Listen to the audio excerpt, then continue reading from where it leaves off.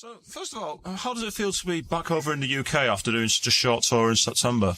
Well, I think everybody's happy about that. We got a really good reception from the crowd and people that are working with the band last time around. And I think I've always enjoyed playing in the UK anyway, so it's just good times, really. Next, the UK crowd seems to get quite into the scenes, be it like into the metalcore scenes, into the bands like yours. They seem to really have an energy when they play live. And I remember seeing the gig yourself back in Manchester in September. There was like a very big vibe going on there. Yeah. It seemed that you guys were really like quite on fire when you were playing. Yeah, I think because that tour in September was the first like proper headline tour for the latest album. And I guess everybody's, all fired up about that. To be able to play like the full set list and everything. So you're finding that, being that you're back over here again now, are you finding that you're getting a lot more of a staple crowd and playing bigger venues, or is it much the same as the last one? A little bit, I guess. And of course it's fun, Well, of course, you're back on tour at the moment for your latest release, Ghost Reveries. Was it quite liberating for the band to actually write this album while you were between labels? Of course, this was like after you came off Music for Nations before you joined Roadrunner. I don't think the label change had anything to do with it whatsoever. No. We knew about Music for Nations going into the grave, so to speak, and I guess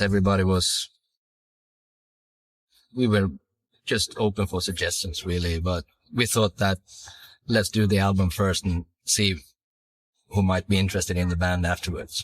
It seems a bit of a surprise that you actually joined Roadrunner. I mean, I'll be honest, a lot of people thought that was a major shock when suddenly a band like yours joined a label like Roadrunner. It was a bit strange. Was there any particular reason that made you appeal to Roadrunner rather than like of some of the other labels like Nuclear Blast, for instance? Yeah, they got better distribution. You're able to find the records in the stores.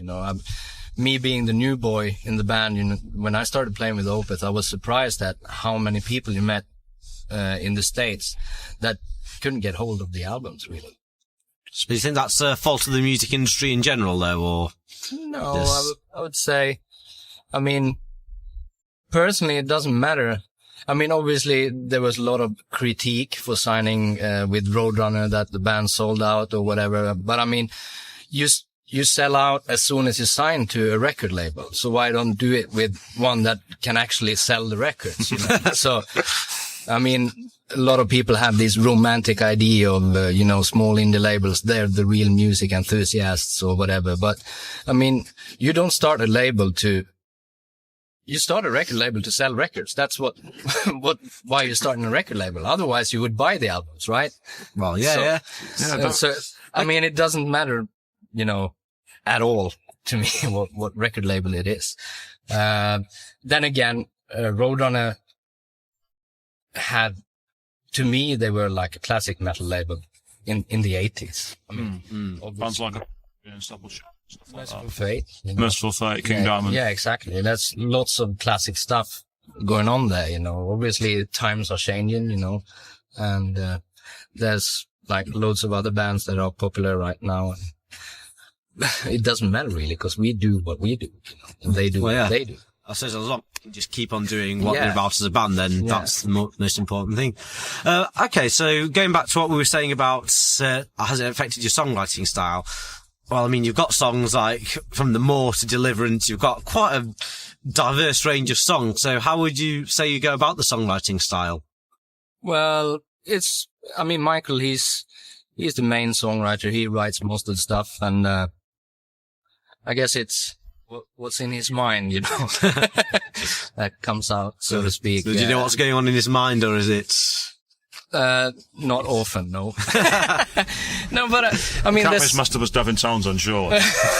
No, but there's certain elements to like the Opeth way of writing a song. It hasn't have to be, like a 10-minute plus songs, but often they end up being 10-minute plus, because just because. Because it's fun. No arguments there. I guess the Opeth has never been a band whose intentions were to write short and catchy pop songs. That wasn't why they formed the band in the first place anyway. It was supposed to be like, every song was supposed to be a little journey or whatever. Okay, so what motivated you to join the band then? Because you said that you're the relative new It's all boy, about so the money, you know. Of course, nothing else. Go figure. I've known the guys for a long time, and when Orchid was released, that was like the first sort of death metal, black metal album that interested me for a while, because it felt like that whole scene stagnated in like 92 or whatever, you know, with the deathly music. And then I heard Orchid and it caught my interest, and because I thought it was another take on the whole thing, you know. And it was interesting to me that they used a lot of acoustic stuff in the songs as well. And then Sweden's a very small country, and if you're playing metal music or whatever, pretty much everyone know each other or know of each other, you know, so. Well, of course, when you're talking about like the acoustics and the range and the music, one thing that immediately strikes about Opeth is the sheer complexity of the sound. Is this because of like a very diverse range of different influences to the actual musicianship behind the band, or is it just like the whole style and approach of the band itself? I would say the influence is maybe an important thing in this band, because there are no, you know, like rules to Michael's songwriting. I think it's just, he's picking, you know, stuff from everywhere, I guess, you know. All of us grew up with, you know, metal and hard rock, so I guess those roots are always going to be there anyway. But, I mean, everybody's genuinely interested in music in this band, so if someone hears something that sounds cool and like from 60s, 70s progressive or psychedelic stuff, I mean, I guess everybody's open to bring it into the open. Well, I remember in an interview with Terrorizer where Mikhail said that he had the riff for the song Beneath the Mire, which had a very unusual Asian thing to it, and he actually thought the band would hate it when he heard it, and yet you guys seem to like it. So obviously there's a bit of a rule pushing behind the band, and it facilitates your sound, I suppose. You kind of elevates your music and gives it some kind of a different ambience and power to the songs. Yeah, I guess. Okay, so I mean, you were mentioning various genres, like you've got your hard rock, your metal, and then you draw things from your 60s or 70s. So, I mean, there's a lot of pressure these days, you know, to categorize bands as a certain genre. So if you had to pick one, well, how would you classify Opeth? Oh, the best one. We're the thinking man's metal. That's extremely stupid, but I don't know. It's just a death metal band that will lots of other influences like progressive rock. It's hard. You're the journalist. Tell me what we are. For us, I'm bad at classifying myself. I just go, I like it, I don't like it. There you go. I'm one of the, unlike my colleague Tom here, I like to actually try and give some kind of a label to it, and I actually choose the rather lame cop-out, which is progressive death metal. Which that's all right. You know.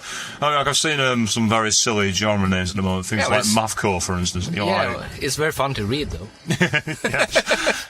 I remember reading in a band, I can't remember who it was now, but it said, yes, we're a speedcore band. And I remember, I think the journalist's response was like, So what does that mean? Yeah. I want to hear what that sounds like. Probably very fast with like someone going over the top maybe or something, I don't know. But going back to like the complexity of Opeth's sound, like I've seen many people refer to the albums Deliverance and Damnation as the kind of difficult double album. Yeah. Was this like quite a hard period for the band musically, like writing two such bipolar different albums in the way it was wrote? Well, I think it was a very stressful situation for the band to record two albums at, you know, the same amount of time you would normally spend on one album. And they didn't rehearse before that either, and none of the songs were, you know, really finished. So I think that was pretty stressful. And I also heard that Michael admitted that he was more interested in the Damnation one, because that was like an experiment or a new thing, you know, for the band. And or maybe not focusing more, but I guess everyone was a little bit more nervous about that record because it was so different from the other Opeth albums. That's all natural. Do you feel like it was a bit thrust into the deep end then? Well, I wasn't in the band at the time, but I can only say from a listener's point of view, you know, I think some stuff on Deliverance seems a little bit forced, you know, but the Damnation seemed more like a whole thing together, you know. I think like Damnation has this great cross-genre appeal, because I've seen a lot of people who are like listen to bands like Obituary and bands like Suffocation saying they love it, and I've also got people who I know who listen to things like Yes and Pink Floyd and say it's absolutely amazing as well. So I suppose as an actual market, Damnation itself is a great album, but the double thing might have been a bit of a heavy albatross to carry. Yeah, I guess, but I think the Damnation album did the band a lot more good than bad. Yeah. It meant that that was like the first tour I played with the band was the Damnation tour, and together with a band called Porcupine Tree, and they're obviously not death metal band. So I guess that was maybe the first time they discovered that they had lots of fans that weren't necessary from the metal perspective of things, you know. Yeah, going back to like eclectic breakthroughs, I mean, like you recently toured the USA on the Sounds of the Underground tour. Yeah. And I don't think I've ever seen a more eclectic festival bill in my life. What was it like for a response from the crowds over in the United States on such a weird, diverse tour? Surprisingly good, I would say. It was a little bit hard for us because, not with the crowd, but with we were only allowed to play 35 minutes, you know, which is 3 songs for us. And that's a bit boring.